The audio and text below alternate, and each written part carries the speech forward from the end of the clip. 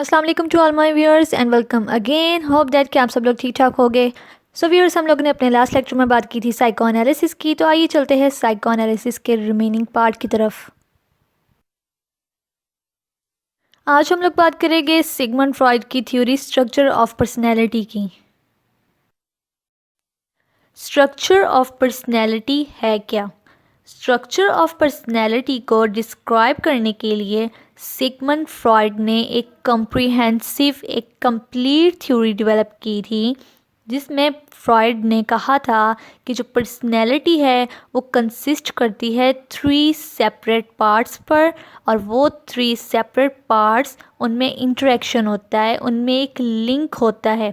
वो होते सेपरेट है लेकिन उन तीनों का आपस में एक दूसरे के साथ लिंक होता है, जिसमें नंबर 1 है each, second one is ego and third one is super ego.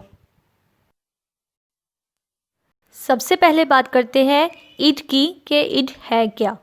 ईड को प्लेयर प्रिंसिपल भी कहते हैं, क्योंकि जो हमारा ईड होता है वो हमारी बेसिक नीड्स और डिज़ायर को सेटिस्फाई करने के लिए, उससे पूरा करने के लिए कंटिन्यूसली अटेम्प्ट्स करता है, कंटिन्यूसली इस कोशिश में रहता है कि वो अपनी बेसिक नीड्स और अपने डिज़ायर्स को पूरा कर ले। और हमारी ईड एक ऐसा कंपोनेंट है हमारी पर्सनैलिटी का जो बर्थ से प्रेजेंट होता है हमारे अंदर, बाय बर्थ हमारे अंदर होता है।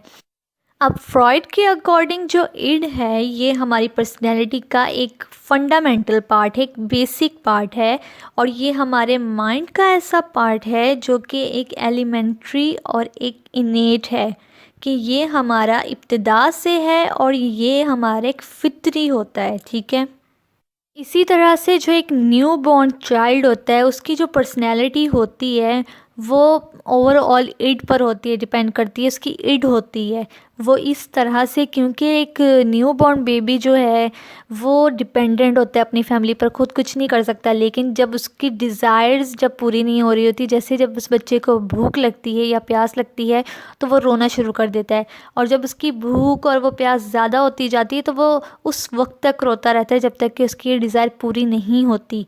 तो वो रो रहा होता है अपनी ईड की वजह से कि उसकी डिज़ायर्स को पूरा किया जाए। तो जब उसको कुछ खाने के लिए या कुछ पीने के लिए दिया जाता है, देन वो बच्चा जाकर चुप करता है जब तक उसकी डिज़ायर पूरी हो जाती है। और फिर बाद में जब वो बच्चा बड़ा हो जाता है तो उसमें ईगो भी और सुपर ईगो भी डेवलप हो जाती है। इसी तरह से जब किसी पर्सन की ईड जो है वो डिमांड्स को अपनी अचीव कर लेती है तो वो प्लेयर फील करता है। लेकिन इसी तरह अगर उस पर्सन की जो डिमांड्स होती है, उसकी ईड ईड जो होती है, ईड की डिमांड्स जो होती है वो डिनाइड हो जाए तो वो अनप्लेयर और टेंशन फील करता है। अब बात करते हैं सेकंड पार्ट ईगो की। तो ईगो जो है ये 2 साल की उम्र के करीब करीब हर पर्सन में डेवलप हो जाती है, और इसे रियलिटी प्रिंसिपल भी कहते हैं। अब रियलिटी प्रिंसिपल इसलिए क्योंकि ईगो जो है वो हमारी रियलिटी के साथ डील करती है, हकीकत के साथ डील करती है। जो चीज़ सही होती है, जो चीज़ असल होती है, ये सिर्फ उसी चीज़ के साथ डील करती है। अब हमारी जो ईगो का बेसिक पर्पस है, जो इसका फंक्शन है, वो हमारी ईड की डिज़ायर्स को पूरा करना है, और डिज़ायर्स को इस तरह से पूरा करना है कि जो सोशली एक्सेप्टेबल हो। ठीक है, इसके अलावा ईगो जो है हमारी टेंशन्स को भी रिड ऑफ करता है, ख़त्म करता है उन टेंशन्स को जो एक ईड की वजह से आती है। और ईड की वजह से वो टेंशन सिर्फ इसलिए आती है जब ईड की डिज़ायर्स पूरी नहीं होती। और ईगो जो है ये हमारी ईड और सुपर ईगो इन दोनों के बिटवीन बैलेंस करता है। ये हमारी पर्सनैलिटी का एक डिसीजन मेकिंग कंपोनेंट है। जब ईड ईड कोई डिमांड करती है और हमारी सुपर ईगो उस डिमांड को रोकता है, तो ईगो जो है इन दोनों के बीच में बैलेंस करती है और फिर उस पर अपना डिसीजन देती है। एक स्ट्रॉन्ग ईगो जो होती है ये हमारी हेल्थी फंक्शनिंग के लिए बहुत असेंशियल है। अब बात करते हैं हम लोग अपने लास्ट पार्ट सुपर ईगो की। सुपर ईगो जो है ये 5 साल की उम्र के करीब करीब जो है डेवलप हो जाती है हर पर्सन में।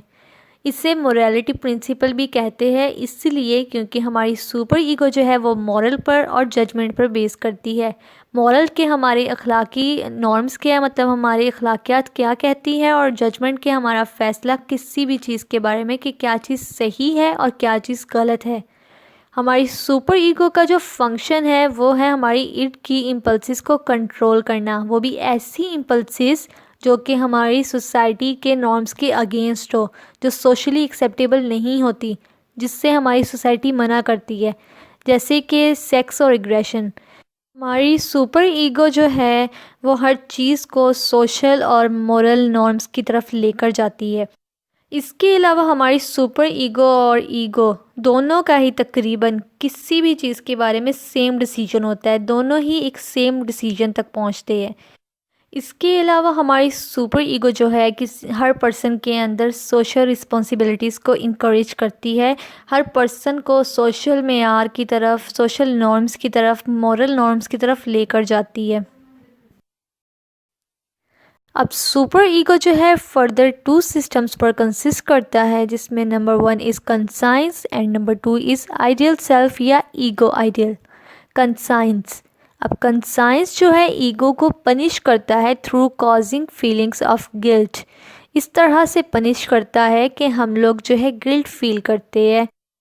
अब ईगो को पनिश करने की वजह सिर्फ यही है कि जब हमारा ईगो हमारी इड की हर डिमांड को मान ले, चाहे वो डिमांड गलत हो, तो इसी वजह से हमारा सुपर ईगो फिर पर्सन को बैड फील करवाता है थ्रू गिल्ट। देन इसके बाद आइडियल सेल्फ, तो आइडियल सेल्फ जो है एक इमेजिनरी पिक्चर होती है कि हम किस तरह से लोगों को ट्रीट करते हैं और किस तरह से हम बिहेव करते हैं as a member of society, क्योंकि सुपर ईगो जो है वो मॉरल पर और जजमेंट पर बेस करती है। इसलिए हम लोगों को भी जो है हमारी सुपर ईगो जो है वो सोसाइटी की डिमांड्स के अकॉर्डिंग चलती है और सोसाइटी की डिमांड्स के अकॉर्डिंग ही लोगों को ट्रीट करती है और as a member of society behave करती है। अब हम लोग इड, ईगो और सुपर ईगो इन तीनों को देखेंगे कि ये तीनों फोर्सेस किस तरह से मिलकर एक ह्यूमन बिहेवियर को क्रिएट करती है। सबसे पहले जो हमारा इड होता है वो डिमांड्स क्रिएट करता है कि मुझे ये चीज़ चाहिए या मुझे ये चीज़ करनी है, तो मुझे ये करनी ही करनी है, चाहे वो चीज़ गलत हो तब भी करनी है, मुझे बस करना है। इसके बाद ईगो जो है वो उसमें रियलिटी को ऐड करता है कि तुम जो गलत चीज़ करना चाह रहे हो वो मत करो, हम इसे किसी और वे में देख लेते हैं, किसी और ज़रिए से कर लेते हैं जो कि सोशली एक्सेप्टेबल भी हो।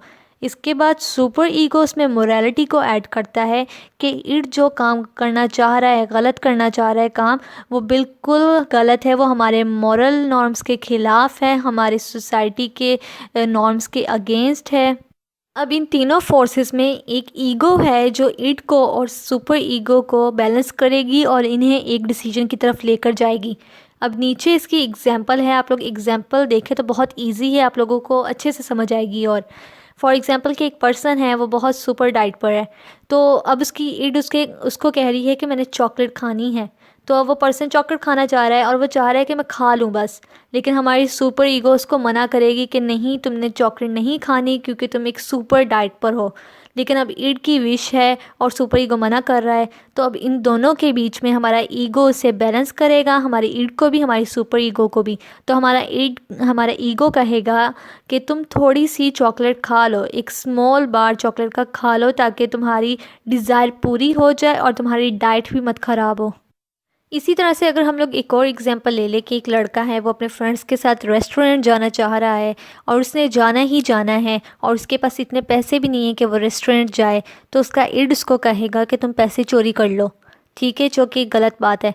लेकिन हमारा सुपर ईगो फिर उसको बोलेगा कि नहीं, तुमने पैसे चोरी नहीं करने, ये क्राइम है, ये हमारे सोशल नॉर्म्स के अगेंस्ट है, ये सोशली एक्सेप्टेबल नहीं है। तो अब लड़का क्या करे, अब उसका इड उसको कह रहा है पैसे चोरी करो और सुपर ईगो कह रहा है कि नहीं, ये क्राइम है, ये नहीं करना। फिर अब इस तरह जो है ना, इन दोनों के बीच में ईगो वो बैलेंस करेगा। ईगो कहेगा कि नहीं, तुम पैसे चोरी ना करो, हम कोई और वे देख लेते हैं, तुम किसी और वे से पैसे ले लो, बेशक तुम किसी से पैसे ले लो, बाद में उसको वापस कर देना, या तुम आज अपने दोस्तों के साथ मत जाओ, फिर जब तुम्हारे पास पैसे होंगे तब तुम चले जाना, ठीक है। तो इस तरह से इड, ईगो और सुपर ईगो ये तीनों मिलकर काम करते हैं और इस तरह से एक ह्यूमन बिहेवियर को क्रिएट करते हैं। तो ये था आज का लेक्चर, ये था आज का टॉपिक। तो आई होप कि आप लोगों को ये सारे टॉपिक की समझ आ गई होगी। नेक्स्ट लेक्चर में हम लोग डिस्कस करेंगे लेवल्स ऑफ कॉन्शियसनेस, जिसे टोपोग्राफी ऑफ माइंड भी कहते हैं।